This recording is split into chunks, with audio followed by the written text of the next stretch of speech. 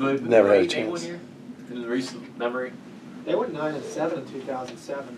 Maybe that was what I'm it pretty was. sure it was 12 and 5. Yes. Yes, you're right. Dag Nab losing that divisional game. I don't know what you guys are talking about. Skull. I think you're gonna have to pull up closer to the table. How I ended up with this. Carl Day. Huh? Do you want to move to here for Carl Day? No, that's all right. That's all right. It's Top of the Carl's tip. Day. You I get was the gonna say, preferred just seat. center the camera. All right. Side. So I know you want to claim some Yeah, I'll time. claim it. Anybody else Snatch it. claiming time today? I'll claim a little bit. Okay. I claimed a lot last week. I'm good. All right. Oh yeah, not in a bad way, but yeah. Okay, so for me, we're doing the NLI process at church, Next Level Innovations, which is like a group that comes in and helps find the heart of the church and what our strengths are. It's like a strength finder, and then it kind of plays to that, and then shows you areas to grow or whatever. And Is this a consultant? Okay. that's approved. It's got the check marks by the conference, and so it's done by the conference. So it's exciting. It's good. It's gonna be a time of change, and we have this thing coming up on April 4th called it's like a reverse town hall. So instead of the people coming and sharing like negative things, they're supposed to come and share like what they think is great about Leesburg. And so this weekend, so we announced it not this past Sunday, but the Sunday before, and people were like, well, we don't understand what this is. What is NLI anyways? And then all of us on staff wanted to like go bash our heads against the wall because we've been talking about NLI for like almost a year now. So how do you not know what NLI is? But okay, lay people, fine. And then Jim sent out information to some of the key leaders in our church, and I really need to teach him how to do BCC for all those mass emails instead of like CCs, because then what started happening is we got this reply all from one of our UMW leaders who's like, okay, so on April 4th, we can come and we can share all the things we don't like about leadership, right? Like that's what we're doing, because I have issues with this, this, and this, and we talked about this in my UMW meeting, and so just like all this anxiety in the email. Jim responds, super calm, like really didn't take on the anxiety, answered all her questions. It was great. Then we get another one that pops up from the Stephen Ministers lady that I work with. It's just like a ball of tension. And she's like freaking out, and he answers, and it's like totally calm and not anxious, and just really meeting people where they are.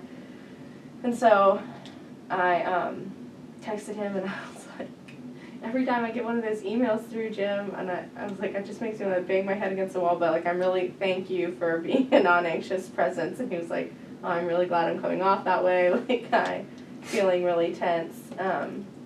But it just, I just wanted to share it with you guys. I don't think that there's anything that I need to specifically do other than I'm just realizing how beneficial this CPE process has been to like what's going on at our church, because when he was talking, especially today with this Stanky stuff, when he was talking, is that his name? Stanky. Let's call him Stanky. When he was talking about the what was it, like 13 anxieties that churches have, I was like, oh, Leesburg. Oh yeah, that one and that one. It was like it was a buffet of the anxieties at Leesburg. And then so I just wanted to fill you guys in on that. So we're deep in the midst of so much anxiety at our church right now. So and then the other thing is so I preached yesterday. Sweet. Exciting. It's a really mean sermon. Not mean, very challenging. And like when I was writing it, I was like, I don't know if I can preach this. Like it was coming to me, and I just really felt like I was like, this is really harsh. Like this is a lot harsher than we ever preach at Leesburg. Like Jim doesn't really ever do like Come to Jesus. Yeah, come to Jesus sermons or reprimanding sermons or anything like that. Which I don't, I'm super glad, because I don't think I would respond well to hearing that week in and week out, but I don't think I've ever heard him do one. And so that was just the sermon that was like coming out when I was writing it. And so after the 8:30 service, I preached it, and I got down out of the pulpit, and I immediately texted Daniel, and I was like, I've never wanted to throw up after a sermon. I was like, I've always, you know, sometimes I get nervous and feel like I'm going to get sick before a sermon, but I was like, I preached that sermon, and I now want to go to the bathroom and like throw up. I was so nervous about the way people were going to react to it. And then pretty much people liked it. They were like, wow, it was really convicting. Okay, good. I asked Jim, was it too mean? He was like, no, it wasn't mean. You're fine. You're just overthinking it. Of course I'm overthinking it. And then there's this one guy who, he's an old dude at our church, and he's just a complainer. And I just don't know how I really just want to say to him, when he complains to me, like, you just really don't have, like, thank you for whatever you're airing, but, like, you don't have anything positive to say, and, like, I don't want to interact with you, and I don't know how to, I kind of am feeling like I really want to push back against him and his negativity, because, he caught me last week and complained about the music. He's the dude that told me I was nebulous before I switched my job. Remember that, like, earlier this year? He was like, what are you doing here? I mean, he just tells it like it is. And, yeah, he tells it like it is. Like he and, sees it. Yeah, call it like I see it. And he'll even say things like, again, I caught, when I walked down into the fellowship hall, he was talking to Jim about the music. He was like, who's been picking out the music? We had another horrible song this week. Like, why do you keep putting horrible songs in? And then Katrina, our choir director, was there, and he was like, why do you not teach the choir the songs? When I was in the choir, we used to do the songs, but since you've been here, we haven't done that. And so I was just like, dude, what is your problem? And then he comes to me and he's like, your sermon was really mean. And he was like, and you were really rough on us. Like, you make it really hard for an old person to be a Christian. And I was like, huh, it's really weird that you interpreted it that way. And just was like, sorry for that you feel that way. Just walked away. But I am not, and like part of me just kind of wants to stand up to him because I feel like nobody else has the cojones to do it. And I don't know. Am I wrong in that? Like, what should I do? I just want to say to him, like, I'm just sick of hearing the same complaints over and over again. Like, he's not doing anything to change it. He's just there. He just comes in on Sunday, and it seems to me that all he does is complain. And I just kind of want someone to call him on his crap because I feel like everybody else is just like, oh, that's just the way he is. He's just a cute old man, blah, blah, blah, blah, blah. But he has a lot of power in our church. And I think that he's one of the people that starts putting bees in other people's bonnets that get people mad, and I don't know. I wonder what it would have looked like if you would have used that technique we talked about last week. Yeah. What was it called? The positive. Fogging. Fogging. Was it fogging? Yeah. Can someone review that for me? Oh, yeah, that would have been cool. How would you have answered his question or his statement when he said, like, your sermon was mean for an old man or an old person and Yeah. made it tough to follow? What Jesus. do you say? Okay, so in fogging, so you say, like, okay, the sermon was mean for an old man, then you would say something like, it could be perceived as mean for an old man, right? Is that fogging? Mm-hmm. Yeah, if it's, so the idea of fogging is to listen to a person's statement to you, and if there is a piece of truth, you acknowledge it, but nothing else. So here's a guy who's saying, that was really mean sermon, and that, you make it awfully hard to be an old person in this church or whatever. And she could have said, I understand how you could have seen it as a mean sermon. And that's the part that she would have agreed with. But not his Making it hard. making it harder for him, because that was not the purpose of And that was yeah, his reaction. That sounds like a guy you could just start calling Foghorn Leghorn. I mean, I told him the week before when he complained to me, I was like, okay.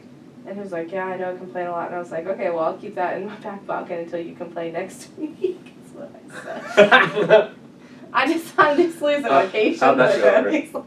He laughed and walked away. So I was like, well, I mean, he acknowledges kind of that he's like an asshole, and so I guess I would like to think like, oh, if I call him on my stuff, it shows that he's not getting to me, but it's probably that he's getting to me.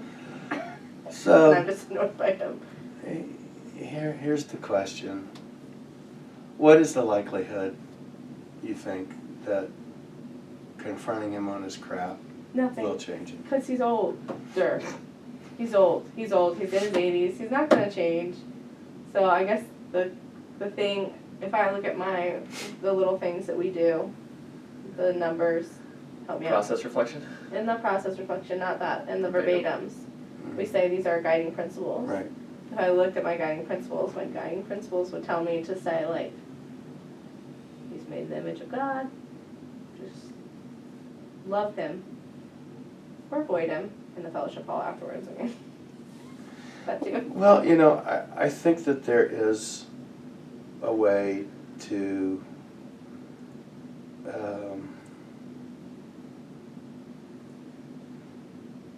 be with people as they are complaining and hold out sort of a consequence of it. I mean, is that you know. So how does he acknowledge his, other than to say, I know I complain a lot? What is he, is there Well, like anything when else he he was says? talking to Katrina, he said like, he said that the piece that she chose for the anthem was too hard and that they had an easier piece in there. And he said, you know, I hope you don't think I'm mean. I think it's what he said. He said, I hope you don't think I'm mean, but you know you can come to me when you need some truth or something. Like something along those lines. Like he's like, he recognizes that what he's saying could be perceived as, but I think he really thinks that he's being helpful by offering this. So, you know, I think a Unsolicited advice. way of maybe responding to that is to say, you know, I really hear that you have a vision and a guiding principle that speaks the truth, even if it winds up costing you relationships and maybe friends, and maybe people won't be listening to you, but I understand that this is what you feel like you're called to do. I'm just wondering if you're okay with that. I wonder what he would say. He'd probably be like, yeah, I don't care. Also, after he said that, his wife, background, she goes, yeah, you can always come to him if you need opinions. And she's like this really soft-spoken, like quiet lady that does our altar guild flowers and stuff. She's super nice. Genie Graham, that one. Yeah. But yeah, other than that, I think I just wanted to talk about him because he was just irritating me. And so thanks for telling me I can't just be mean to him, which is what I really want to do. Well, you could be mean to I him. mean, I don't but it's really not gonna get any- care. But But I'm it's not not going to gonna- choose to take on the anxiety. Yeah, it's not gonna get me anywhere. Have you guys ever watched You've Got Mail? It's been a I'm a while. big Meg Ryan person. Okay, so you guys do references all the time. I have no clue about. But I've there seen you the go. movie. There you go. So in You've Got Mail, there's a scene where Meg Ryan, Gets mail. she does, yeah, she gets a lot of emails, From but Tom Hanks. she is really mean to the character Tom Hanks, like Over mail or in person? in person, Oh. because she's talking to email and Tom Hanks and saying like, I just wish that I could be mean to people, like I leave a situation after someone's beat me up and I like think of all these things I could say and I just never say them in the moment and I really want to say them in the moment. And so then later in the movie when she confronts Tom Hanks, she doesn't know it's her pen pal on the email. She's like really mean to him and then later she emails Tom Hanks who she was mean to and she says like, actually that made me feel like crap, like it actually was not as satisfying as I thought it would be. And so this is a Meg Ryan moment where I'm like, okay, I know that if I was mean to him I would not feel as satisfied as if I were rose above his anxiety or my own anxiety towards him. So yeah, that's it. That's all I got for time. She is a treasure. She is a treasure until she got a facelift and then like, what? Come on, Meg. I just wish she had just, she's so pretty. Anyways, Sean's turn. So I just gotta say this. I'm just curious because it just raises all sorts of dynamic is that your instinct, your anxious instinct was that you wanted to confront and be mean to him, and that would have been satisfying to you. And then when another option was presented to you, you went completely with that option. I think deep down in myself, I know that being mean isn't the answer. Okay. And so I think I brought it up because I just needed to talk it out and confirm with myself, no matter how bad I wanted to be mean, that really wasn't the answer. And so just being able to process out here, I was able to get back to what I know is better. But golly. And I also will say Bill, I think, is how I feel about Lee's work. Like, he is the person that when I think about if I could put Leesburg into a person, He personifies the he issues. personifies Leesburg. And so not only would I be beating up on him, but I feel like I'd also probably be beating up on, like, taking out whatever anger I have would be also from the larger congregation. I would just, The puppet, if you will. yeah, he's my scapegoat, I think, is also in my mind. And probably because he could probably take it. He seems like a tough dude, but doesn't mean I should give it to him. And for all I know, you know how, like, sometimes when you're with a person that's mean and then you're mean back to them, then they're like, oh, okay, so this is a new dynamic. We can just be mean to each other. Like, this is a thing. And you're like, no, this is supposed to be me standing up for myself. And now you like me more and you complain more. So that could probably happen too. And I definitely don't want to talk to Bill any more than I have to. He does sound like a mean girl. Yeah. He just, and it's so weird. It's just funny the way that Fetch. super fetch. Stop trying to make fetch happen. It's not gonna happen. Thanks for that. That makes my heart feel strangely warm that was a reference I understood.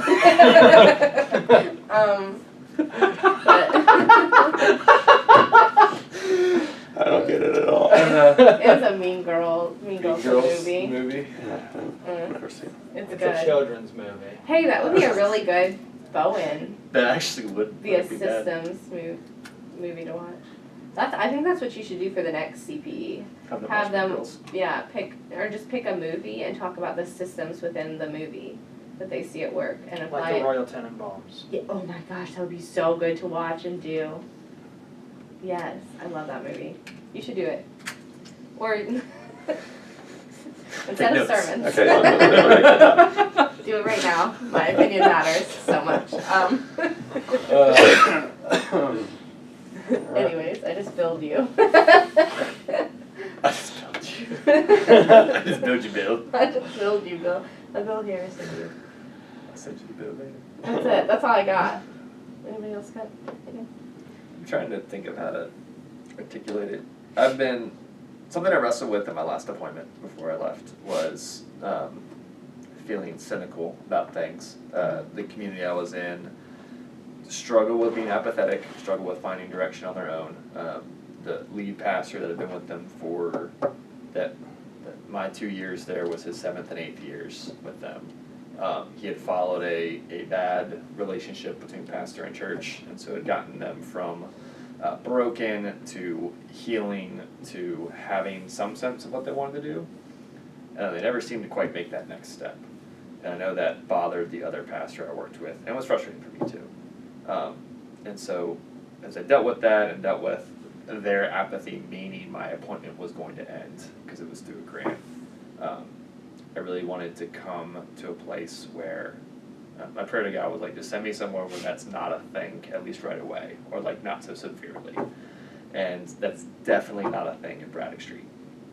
And so over the last few months, when I felt cynical, not about that, but instead about certain working relationships I have with people, I've gone back and forth of like, it's not that bad. Like, this is fine, you can do this.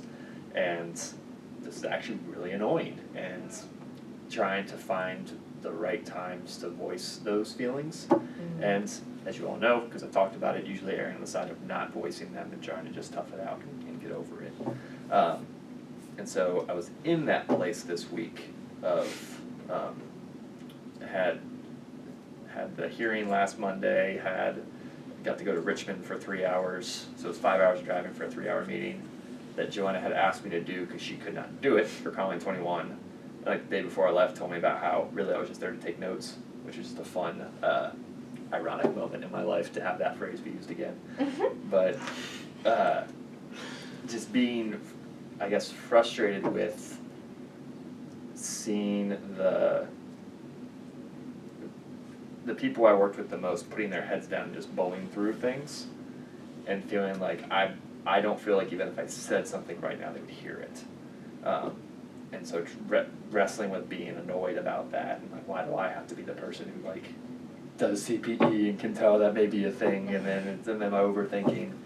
And so during worship yesterday morning, during the first service, I was just there, just getting through it. And I was telling Carl and Heather during lunch, in that place, and just prayed, God, like, please help me get out of this space. Like, I don't want to be here. I don't want this to be my focus today. And as we processed out, one lady came up to me and was like, there's a surprise for you. I was like, that's a really weird thing to tell me when I leave the worship service. And she points, and Katie and Michaela had come, and I didn't know they were going to be there. And so we get to see them and sit with them for a little bit, and then throughout the course of the rest of the day, had someone come up and said that they want to run the Blossom 10K with me, which is a thing I threw out to church. I wasn't really expecting anything, and so hearing that, got an email about that later. We had our connection meeting and seeing people from who come to Monday night dinner want to join. The lady who started going to church the day I started at Braddock Street joined on Sunday. And seeing a small group run without me, which is kind of cool because it needs to, because I'm not going to do Sunday night groups very long because it's a long day. It was just this like, I hear you moment from God, I think. And not that it's like, these things were all going to happen anyways, but it's just, I guess my eyes were a little more open to those things yesterday than they might have been the past days before. And so that was, always humbling. But and I say that as a hopeful thing. Today we have, after staff meeting and unpacking this day-long conference we went to a couple weeks ago called Five Talent Academy. It was all about discipleship, evangelism, and hospitality, which, if you look at my lovely job description, it says discipleship, evangelism, and hospitality. And so I'm a little on edge that people will come forward with all of these, like, you should do this, write this down, because we know what you should be doing. The style of communicating to me versus an actual conversation about, like, well, what would work well and what is practical for our community right now. I appreciate the grand vision people have and the wanting to do a lot of good things. And I think that we'll get there, but I'm also, I guess, like most folks, struggle with feeling overwhelmed with all the things that we should be doing and trying to find the things that are actually, like, how we can build. And this has felt very much like a year zero, where it's taken this long to even have a vision for what those things should look like at Braddock Street, while having a lot of people have opinions about what we could be doing differently. And so I like sitting here like, I don't want to lose this hope that I have today. Going to this meeting, and Katie had mentioned it, one of the best things I could do would be to go in instead of waiting for people to tell me their thoughts, being like, well, can I share with what I think my vision is? And so it kind of dilutes the fact of people feeling like they need to tell me what those things are, but I'm already thinking about these things, and this is where we can start the conversation, which I think has some merit to it. But I guess I'm just look at the clock and be like, all right, I got like an hour and a half more of being at peace and hopeful right now, and afraid the pattern of the the anxiety and the feeling like people are going to communicate in a way that doesn't really show that they feel that they could possibly be wrong or other things could be useful. Just not wanting to have to deal with that today, if that makes sense. So this would be a new pattern for you to, if you were able to start off the meeting by saying something, you know, I know this is the topic and I've been thinking about it and here's my vision. This is what I've been learning since, you know, July and where I think our community is and what we can undertake Yeah. and how we might undertake it. And, yeah, so the anxiety, if I'm hearing you right, is anxiety that you're not going to be heard or not taken seriously, or I think what's the anxiety? there's anxiety about being, and this probably can be summed up in a shorter phrase, just being spoken to as if I haven't thought of these things. So I guess there's some just anxious about an insecurity that people feel like they need to hold my hand or something like that, which I don't always know why that's there. Probably just because I hear people mention the fact that I'm new, the fact that I'm young, often enough that it's hard to push that back out of my head and not feel like I need to prove myself at all times in all places, which is something that I want to work on. And I guess it's funny about the way the CP process works for me right now. It's like I can name what this would look like in a good way. I can name what I'm struggling with, but I can't turn off the feelings of what I'm struggling with just because I can name it, which is annoying. You think, you know, just take a half unit of CPE and it just fixes everything. But This is a No, full next- unit. it's- Excuse Oh, me, units. it's Sorry, not a half sorry. unit. oh, you did CPE. Yeah, but things really don't change until you're in your third Third, unit. That's Come what back they do again. to keep you coming back, that's what they say. I was Just gonna kidding. say, I just found our EMU email address to be a thing. So that was. Yeah. So if, yeah. So it sounds like though that you're wanting the strategy of starting off Mm-hmm. the meeting with your vision and your thoughts. Mm-hmm.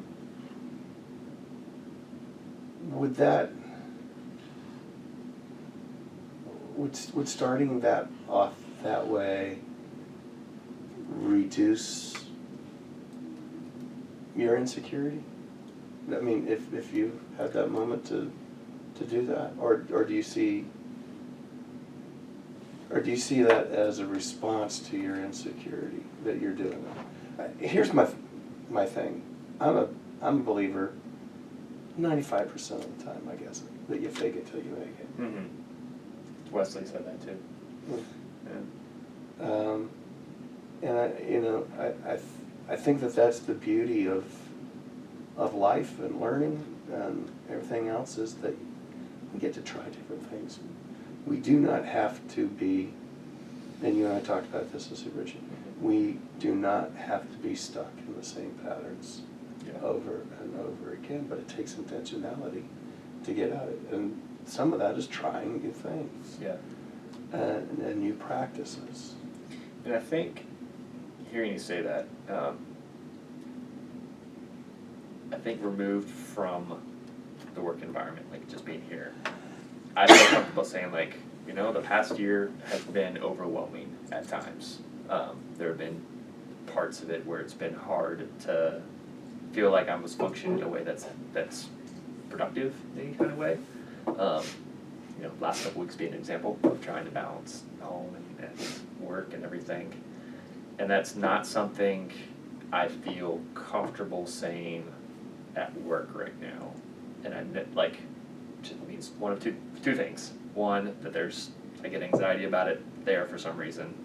And I think it means I'm insecure about saying that, in a sense. Like, I always wanted to be able to be like, I'm whelmed, I'm not overwhelmed. Like, I can always manage what's happening. And so I don't think today is a time to say I'm overwhelmed. I think there's a time and a place to say that sometime in the future and to unpack that.